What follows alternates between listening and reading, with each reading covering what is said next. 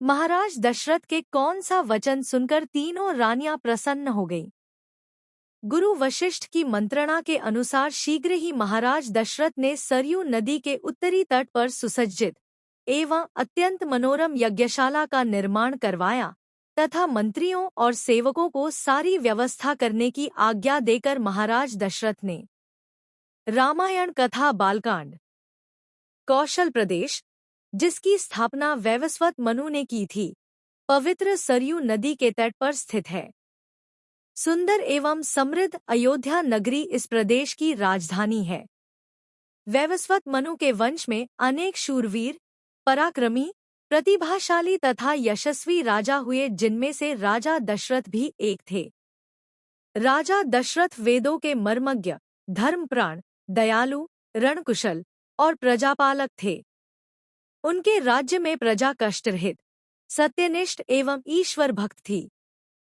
उनके राज्य में किसी का किसी के भी प्रति द्वेष भाव का सर्वथा अभाव था।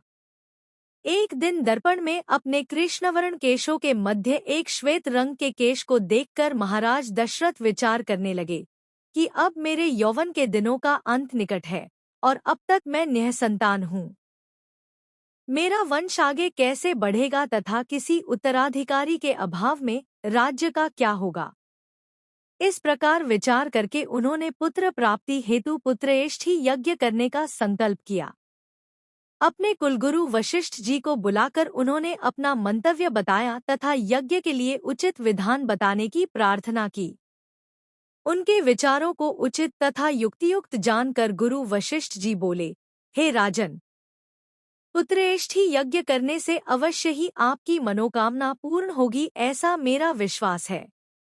अतः आप शीघ्रातिशीघ्र अश्वमेध यज्ञ करने तथा इसके लिए एक सुंदर श्यामकर्ण अश्व छोड़ने की व्यवस्था करें। गुरु वशिष्ठ की मंत्रणा के अनुसार शीघ्र ही महाराज दशरथ ने सरयू नदी के उत्तरी तट पर सुसज्जित एवं अत्यंत मनोरम यज्ञशाला का निर्माण करवाया तथा मंत्रियों और सेवकों को सारी व्यवस्था करने की आज्ञा देकर महाराज दशरथ ने रनिवास में जाकर अपनी तीनों रानियों कौशल्या, कैकेयी और सुमित्रा को यह शुभ समाचार सुनाया। महाराज के वचनों को सुनकर सभी रानियां प्रसन्न हो गईं। दोस्तों, ऐसी ही पौराणिक कथाएं सुनने के लिए वीडियो को लाइक और चैनल को सब्सक्राइब जरूर करें। धन्यवाद।